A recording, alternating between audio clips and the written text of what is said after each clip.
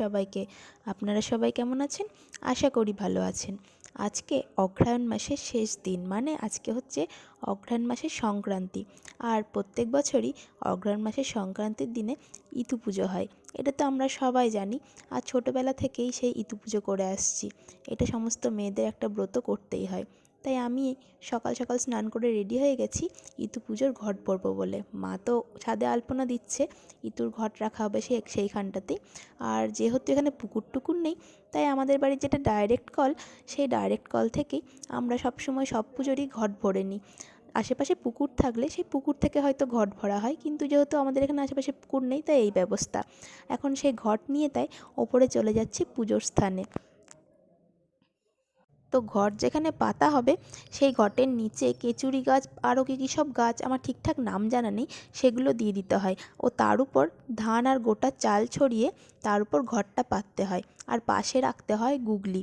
আর ঘটের উপর আম্রপল্লব, তার উপর মূলোর শাক, সর্ষের শাক, তারপরে ধানের গোছা, এইগুলো দিয়ে দিতে হয়। তো এই সব উপকরণগুলোই আগে গ্রামের দিকে হয়তো এগুলো নিজেরাই বাড়ির থেকে আয়োজন করা হতো, কিন্তু এখন কিন্তু এগুলো বাজারেই সমস্ত কিছু কিনতে পাওয়া যায়। এখন বাজার গেলে টাকা দিলেই সব জিনিসগুলোই যা যা লাগবে যারা বিক্রি করে তারাই গুছিয়ে ঠিকঠাক ভরে দেয়। তো আমার বাবাও সেজন্য এই জিনিসগুলো বাজার থেকে কিনে নিয়ে চলে এসছে। তাই কোনো অসুবিধা কিন্তু এগুলো জোগাড় করতে এখন আর হয় না। আর এরপর ঘটের উপর তেল সিঁদুর দিয়ে মঙ্গল চিহ্ন এঁকে দেওয়া হবে। তারপর ধূপ দ্বীপ জ্বালিয়ে ফল আরও যা যা উপকরণ লাগে সেইগুলো সাজিয়ে বাড়ির মেয়েরা বাড়ির বাইরে বা ছাদে এই পুজো কিন্তু করে থাকে, বা তুলসী মঞ্চের সামনে। আমাদের যেমন ছাদে তুলসী মঞ্চ আছে, তাই আমরা ছাদে তুলসী মঞ্চের সামনেই প্রত্যেক বছর এই পুজোটা করে থাকি। যেহেতু অঘ্রাণ মাসটা শীতকাল আর অঘ্রাণ মাসের সংক্রান্তিতে এই পুজো হয়, তাই আমার মনে হয় বাড়ির বাইরে উঠোনে বা ছাদে যেহেতু রোদ্দুর থাকে, সেই জন্য রোদ্দুরে এই পুজোটা করার প্রথাটা মনে হয় প্রচলিত হয়েছে। আমার এটা নিজের মতামত আর নিজের মনে হয় এটা। আশা করি সেটাই হবে। অঘ্রাণ মাসের সংক্রান্তিতে তাই বাড়ির মেয়ে বউরা সকাল সকাল স্নান টান সেরে নিয়ে বাড়ির বাইরে যেখানে রোদ আসে সেই খোলা জায়গাতে এই পুজোটা তাই করে থাকে। আর এই দেখুন, এইদিকে আমাদের অনুবাবুও পুজোতে মেতে গেছেন। ওনার তো পুজো দেখলেই ধূপকাঠি চাই হাতে একটা।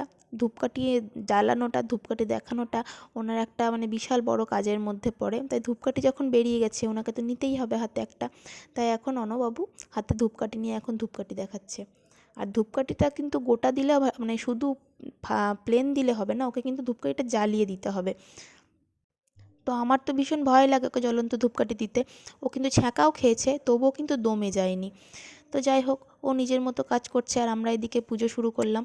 মা পুজো শুরু করলো। আর এইটা যেহেতু বাড়ির মেয়ে বউদের পুজো, তাই পুরোহিত দিয়ে নয়, প্রত্যেক বছর সেই ছোট্টবেলা থেকে কিন্তু মা আর আমরা 3 বোনে মিলে এই পুজোটা করে আসি। তো এখন যেহেতু দিদিরা আসতে পারে না সব সময়, যখন দিদিরা থাকে দিদিরাও পুজোটায় অংশগ্রহণ করে। আর এবছর যেমন দিদিরা আসতে পারেনি, তাই আমি আর মা মিলেই পুজোটা করছি। আবার আমিও যখন থাকতে পারি না তখন মা পুজোটা একাই করে। আর এইদিকে কিন্তু অনুবাবু ননস্টপ দুষ্টুমি চলেই যাচ্ছে। ও কিন্তু থামবার পাত্র নয়। তো প্রথমে মা ইতুলক্ষ্মীর ঘটে একটু ফুল দিয়ে তারপর হাতে শাল নিয়ে সংকল্প করে নিচ্ছে সবারই নামে, আমাদের 3 বোনের নামে, বাড়ির সকলের নামে, যাতে সবাই সুস্থ থাকে, ভালো থাকে। সেই জন্য সবারই নামে এখন একটু মা সংকল্প করে নিচ্ছে। এরপর শুরু হবে ব্রতকথা। এই ব্রতকথার সেই ঝুমনোর গল্পটা মনে হয় যারা যারা ইতু পুজো করে সবারই কাছে কিন্তু ভীষণ পরিচিত। সেই ছোট্টবেলা থেকে কিন্তু এই গল্পটা প্রত্যেক ইতু পুজোর দিনই শুনে আসছি, তবুও কিন্তু এই গল্পটা ভালো লাগে। আর আমিও হাতে এই দেখুন অষ্টধান, চাল আর অষ্টদূর্ব, মানে 8টা চাল আর 8টা দুর্ব হাতে নিয়ে ব্রতকথা শুনতে বসেছি। কি করবে কিছু ভেবে ঠিক করতে পারলে না। ওদিকে বাঘ সিংহী চিৎকার করছে, তাই শুনে তাদের ভারী ভয় হলো। তারা একটা বটগাছের কাছে গিয়ে বললে, হে বটবৃক্ষ, মা আমাদের 10 মাস 10 দিন গর্ভে স্থান দিয়েছেন, তুমি আজ রাত্রির মতো স্থান দাও। তখন চটচড় করে বটগাছ দুফাক হয়ে গেল। ঝুমনো তার ভেতর লুকিয়ে রইল। সমস্ত রাত্রি বাঘ সিংহী সেই বটগাছের গুড়ি আঁচড়ে কামড়ে কিছুই করতে পারলে না। তারপর সকাল হতেই 2 বোনে গাছ থেকে বেরিয়ে এসে গাছকে নমস্কার করে বরাবর যেতে লাগলো। খানিক দূর গিয়ে তারা দেখলে দেবকন্যারা ইতি পুজো করছেন। ঝুমনো সেখানে যাবা মাত্র তাদের ঘট উল্টে পড়ল। দেবকন্যারা বললে, কে রে পাপিষ্ঠ, এখানে এসেছিস? তখন অন্য ধুম্ন তো কাঁদতে পুরো কাঁদতে গল্পটা তো শোনাতে পারলাম না, দেবকন্যাদের পুরো গল্পটা শোনাতে পারলে হয়তো আপনাদের খুবই ভালো লাগতো, কিন্তু গোটা গল্পটার বিষয়বস্তুটা কিছুটা এরকম।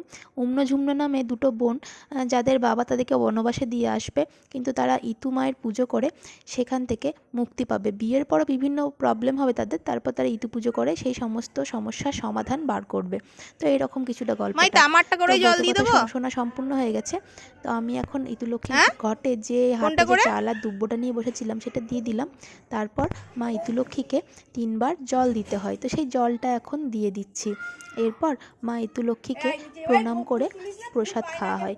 আর সকাল থেকে কিন্তু এই পুজো করতে গেলে না খেয়ে থাকতে হয়, উপোস করে স্নান করে তারপরে কিন্তু এই পুজোটা করা যায়। কিছু খেয়ে নিলে কিন্তু এই পুজো করা যায় না। তো পুজো টুজো সব কমপ্লিট হয়ে গেছে। এখন মা ইতুর ঘরটা একটা ঝুড়ি দিয়ে ঢাকা দিয়ে দিচ্ছি, কারণ যেহেতু এই পুজোটা খোলা জায়গায় হয়, আর খোলা জায়গায় বিভিন্ন পাখি, কাঠবেড়ালি বা কুকুর বেড়ালের উপদ্রবে নষ্ট হতে পারে ঘর, তাই ঢাকা দেওয়া হয়। তো চলুন প্রসাদ নিই আর ভিডিওটা এখানেই শেষ করি।